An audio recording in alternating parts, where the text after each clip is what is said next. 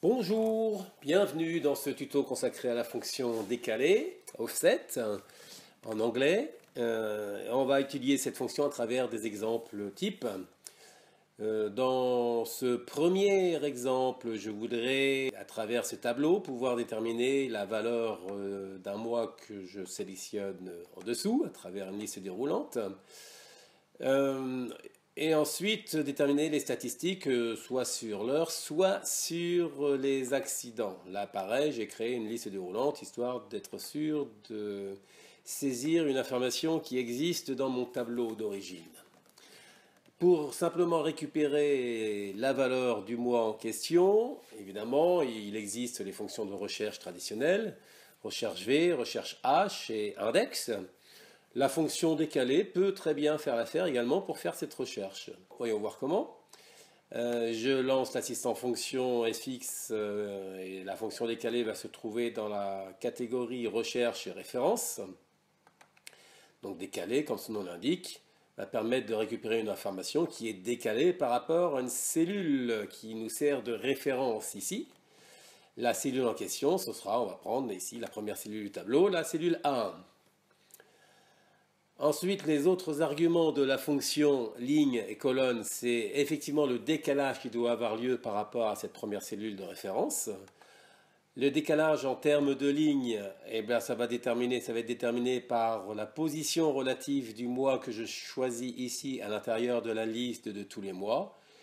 Et vous le savez, si vous avez suivi les fonctions, le tuto sur les fonctions recherche, la position relative d'une information va être déterminée à l'aide de la fonction Equiv.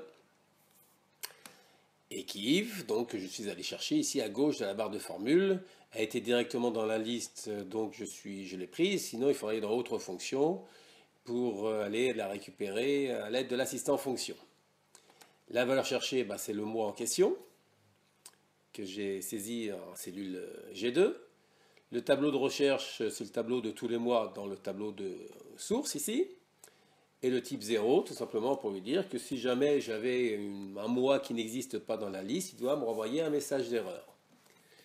La formule décalée n'est pas terminée, et donc dans la barre de formule, je vais cliquer là où il y a marqué décalé pour me retrouver dans la boîte de dialogue de cette fonction-là. Je dois lui indiquer maintenant les décalages en termes de colonnes, même principe. En termes de colonnes, ça va être un décalage à partir de cette cellule A1 qui, selon la catégorie qui m'intéresse, ça va correspondre à la position relative de cette cellule-là à l'intérieur de ces deux-là. Position relative, vous avez compris, Equiv. Equiv va leur chercher donc cette cellule où j'ai choisi la catégorie. Tableau de recherche, la liste de toutes les catégories dans mon base de données source. Et type 0, même principe que tout à l'heure.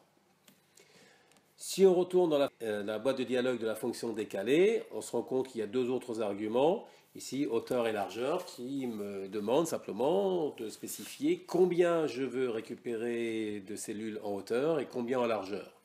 On voit que ce sont des arguments qui ne sont pas obligatoires. Si on n'indique pas de hauteur et de largeur, il prend simplement comme hauteur et la hauteur et la largeur de ce qu'on a mis dans la zone référence. Si on veut assurer, on a le droit de lui mettre 1 et 1 pour lui dire qu'on veut une seule cellule. Voilà. Et donc là, effectivement, au mois d'août, en termes d'accident, il y a eu un accident. Si je regarde au niveau des heures, je me récupère le nombre d'heures, 67 heures. Et si je change de mois, au mois de mai, on avait 144 heures, etc. Donc voilà qui fonctionne très bien. Maintenant, ce que j'aimerais pouvoir déterminer, c'est le total de janvier jusqu'à mai. Donc cette fois-ci, ce n'est plus une seule cellule à récupérer, mais il faut faire la somme d'un certain nombre de cellules. Donc, je vais sur la fonction somme, puisqu'il s'agit de faire la somme. Il s'agit de faire la somme d'une plage qui est de dimension variable. Et la plage, je vais pouvoir l'identifier à partir d'une certaine référence. Donc on va utiliser la fonction décalée. Donc là, je ne touche à rien. Pour l'instant, j'ai B2, G2 qui est sélectionné comme ceci. Je vais aller chercher la fonction décalée. Là, même principe, elle est utilisée récemment, donc je l'ai dans la liste. Je la prends directement. Référence On va se garder le principe de dire que la référence est la première cellule du tableau. En termes de ligne, c'est un décalage à partir de cette cellule-là. La somme à additionner va commencer véritablement que sur la ligne 2. Et donc, je vais avoir un décalage de une position en termes de ligne. Voilà. En termes de colonne, il s'agit de savoir si je veux faire la somme des heures ou la somme des accidents. Donc même principe que tout à l'heure, ça correspond à la position relative de la catégorie à l'intérieur des catégories de mon tableau. Je vais donc aller chercher la fonction équive. Équive, la valeur cherchée, c'est donc la catégorie choisie à l'intérieur de la liste des catégories ici, et le type 0. Je retourne dans ma fonction décalée car elle n'est pas terminée. Là, j'ai tout de suite indiqué la largeur, parce que là, pour additionner la plage en question, on sait qu'il n'y aura qu'une colonne à additionner. En revanche, pour la hauteur, ça va correspondre à quoi? Ça va correspondre au nombre de mois qu'il y a à additionner. Et le nombre de mois correspond au numéro du mois à l'intérieur de la liste. Ça veut dire que la hauteur par elle-même, on va se retrouver avec la fonction équive une nouvelle fois. La valeur cherchée, c'est le mois. Tableau recherche, c'est la liste de tous les mois. Et le type, c'est 0. Voilà. Et je me retrouve donc avec un total de 771 pour le début d'année. Si je prends les 5 premiers mois, on voit dans la barre d'état que la somme est bien effectivement égale à 771. Si je considère les accidents me disent qu'il y en a eu 5, 2, 3, 4, 5, cela fonctionne. Et si je change de mois, mois de septembre, je ne vois pas le total parce que évidemment je l'ai mis à gauche. Voilà, de 11 jusqu'en septembre, on a bien 11 en termes d'heures. 1245, vérifions, je sélectionne tous les mois, 1245 dans la barre d'état. Voilà. Maintenant le total de la fin de l'année, de septembre à décembre, ici, je vais le calculer en dessous. Même principe, il s'agit de faire la somme cette fois-ci pour la dernière partie de l'année. Donc pour le total de la dernière partie de l'année, on va démarrer sur une somme. La somme, mais là pareil, hein, on a besoin d'additionner une plage dont on ne connaît pas à l'avance l'emplacement exact. Donc on va utiliser la fonction décalée. La référence, on va garder le même principe, partir de A1. En termes de ligne, cette fois-ci, il faut démarrer sur le mois de septembre, ce qui nous fait un décalage de combien? 1, 2, 3, 4, 5, 6, 7, 8, 9. Donc le décalage par lui-même, ça correspond au numéro du mois, et le numéro du mois correspond également à sa position relative à l'intérieur de la liste de tous les mois. Voilà comment on raisonne avec ce genre d'exercice. Donc position relative du mois de septembre dans la liste de tous les mois.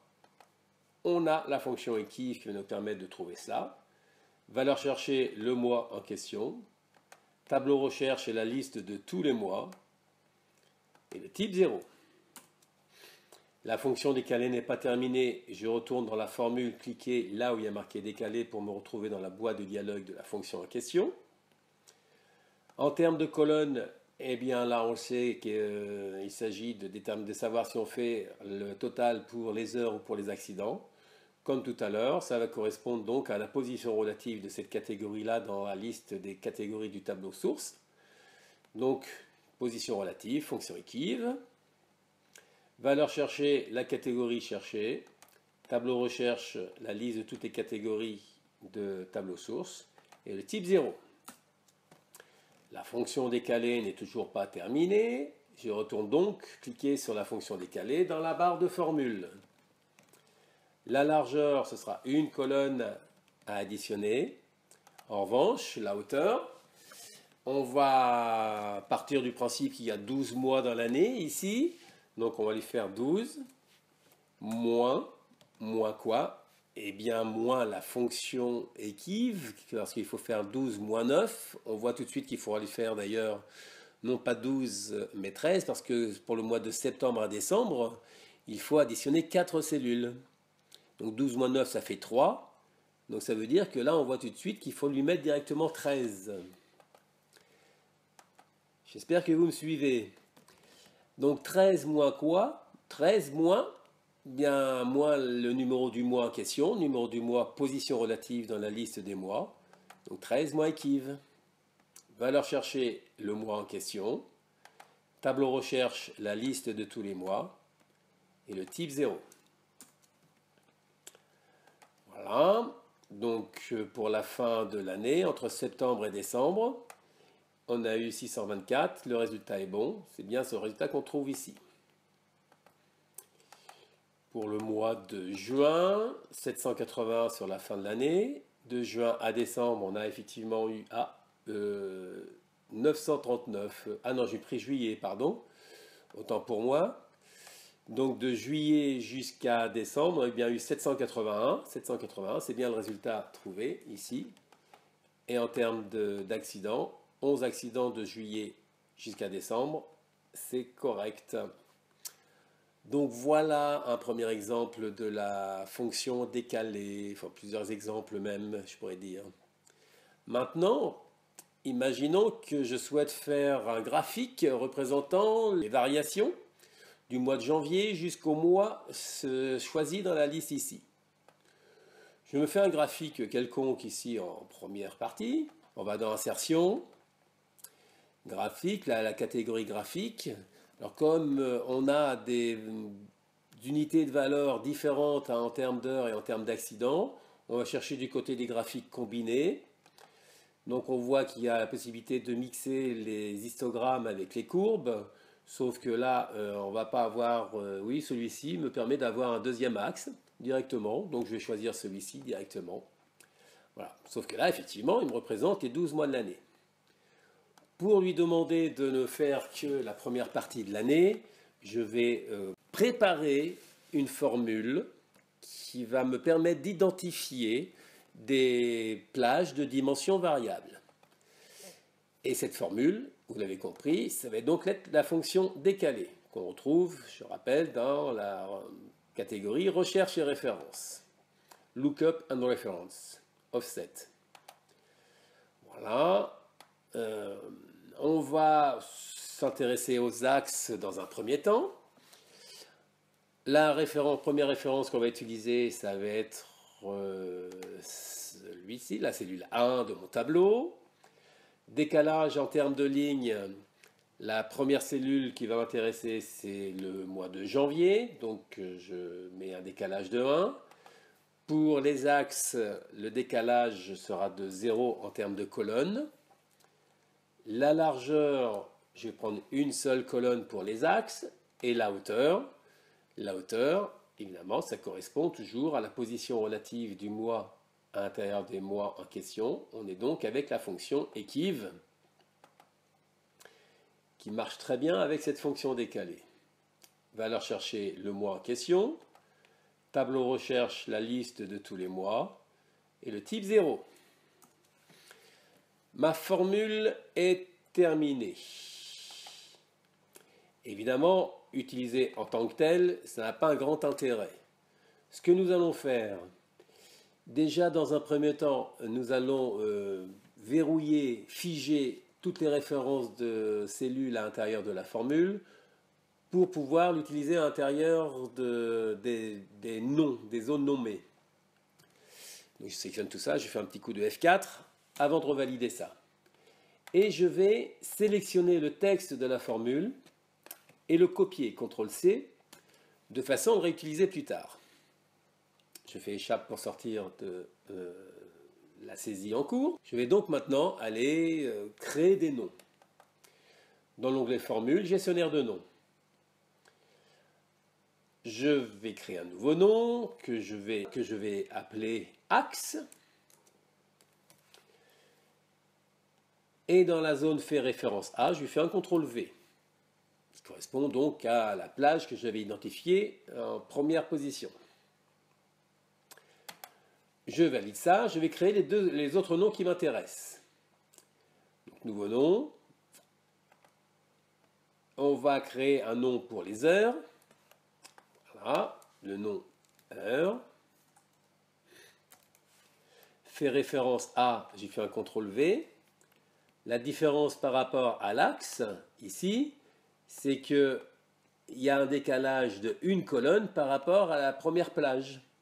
Donc à la place du 0 qui correspond au décalage en termes de colonne ici, je l'efface et je mets un décalage de 1. Voilà, je valide cela. Et je vais créer mon troisième nom, nouveau nom, qui va concerner la plage concernant les accidents. Fait référence à, j'efface là, j'ai fait CTRL V pour récupérer l'autre, et cette fois-ci, il faut un décalage de 2 colonnes. Je valide ça. Et je peux fermer. Et maintenant, qu'est-ce que je vais faire de ces noms-là? Cette cellule-là ne me sert plus à rien au passage. Je peux l'effacer. À l'intérieur du graphique, je vais sélectionner une des deux séries. Et dans la barre de formule, la première partie, le premier argument représente l'étiquette qu'on a ici en bas dans le graphique. La deuxième partie, ça représente ce que l'on veut au niveau de l'axe. Et au niveau de l'axe, je vais donc lui indiquer qu'il faut la plage nommée qui s'appelle axe. Mais comme on est dans un graphique ici, je ne peux pas directement lui mettre le nom axe. Je dois commencer par lui mettre le nom de mon document, décalé 2016.xlsx, tel qu'il est écrit là-haut. Je lui mets le point d'exclamation pour indiquer que ça c'est le nom du document. Alors là je peux me permettre de le saisir directement comme ceci parce que je n'ai pas du tout d'espace ni de caractères un petit peu bizarres. S'il y avait eu des espaces, j'aurais dû mettre des apostrophes, des cotes de chaque côté du nom. Ici ce n'est pas nécessaire. Et après le point d'exclamation, je lui indique le nom en question, c'est-à-dire axe. Je vais me récupérer ça parce que je vais en avoir besoin à d'autres endroits. Donc je sélectionne cette zone-là, je fais un CTRL-C. Et dans la dernière partie ici, enfin troisième argument, je fais un CTRL-V à la place de ça. Et à la place de axe, on va lui dire que pour la première série, c'était la plage que j'ai nommée heure.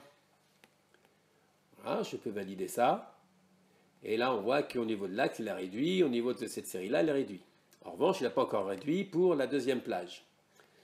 Je vais faire le même principe ici, donc en ayant sélectionné la courbe, la deuxième plage, la deuxième courbe, voilà.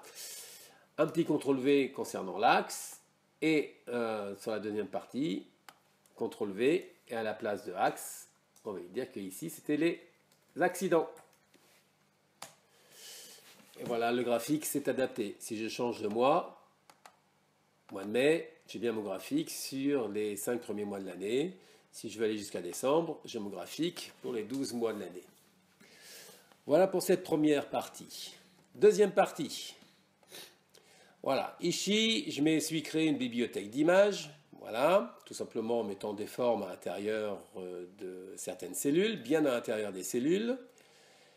En mettant ici la liste des formes que j'ai créées. Et dans cet onglet-là, l'idée, c'est de récupérer l'image qui correspond à ce que je choisis dans cette liste déroulante. Pour faire cela, on va commencer par insérer une image quelconque. Insérer, donc je vais chercher une image en ligne. Il faut que ce soit une image, et non pas un dessin ou une forme, pour que ça fonctionne. Je vais chercher une image quelconque. Voilà. J'insère, voilà mon image. Une fois que j'ai fait ça, je vais créer une formule qui va me permettre d'identifier à quel endroit se trouve l'image en question dans l'autre onglet. Ben, la formule en question, vous avez compris, c'est à partir d'une certaine cellule, en l'occurrence à partir de la cellule A1 de cet onglet-là, il va falloir décaler d'un certain nombre de positions. Donc fx, fonction décalée. OK. La référence de départ, c'est donc sur cet onglet-là, c'est la cellule A1. Je vais la verrouiller parce que comme tout à l'heure, on va l'utiliser à l'intérieur d'un nom. En termes de ligne, il y a un décalage de 0 ligne. La hauteur, je vais choisir une, parce qu'à chaque fois, il n'y a qu'une cellule à récupérer. Donc même chose pour la largeur. Et au niveau de décalage en termes de colonnes, on va se retrouver avec la fonction équive, qui représente la position relative de l'information que je choisis à l'intérieur de toutes les listes ici. Et le type 0. Toujours verrouiller les références que je lui indique, comme ceci. Et le type 0. J'ai préparé ma formule. À un détail près, c'est que si je fais un décalage ici de 3 positions, je ne vais pas me retrouver avec le cœur, mais je vais me retrouver avec celle qui est plus loin, parce que il s'agit d'un décalage.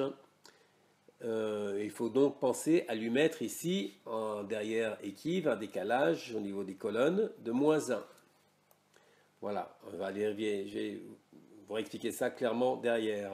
Ok, hein, d'accord. Le cœur en question, par rapport à la bibliothèque d'images, il est en 3e position, ce qui fait un décalage de 2 positions par rapport à la cellule A1. Voilà pourquoi du -1 en question. Maintenant, cette formule-là, je vais la copier. Je copie le texte de la formule. Et dans l'onglet Formule, gestionnaire de noms, je vais créer un nouveau nom que je vais appeler image, tout simplement. Et fait référence à, je fais CTRL-V et je valide cela. Et maintenant, l'idée, c'est simplement de dire que par rapport, donc cette formule-là, j'en ai plus besoin. Par rapport à cette image-là, qu'est-ce qu'il doit me récupérer? Il doit aller me récupérer égale image. Voilà.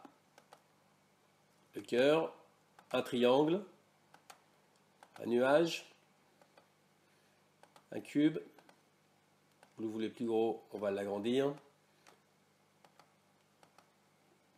Une flèche, etc. Voilà quelques exemples de la fonction décalée. J'espère que ça vous a plu. À ciao!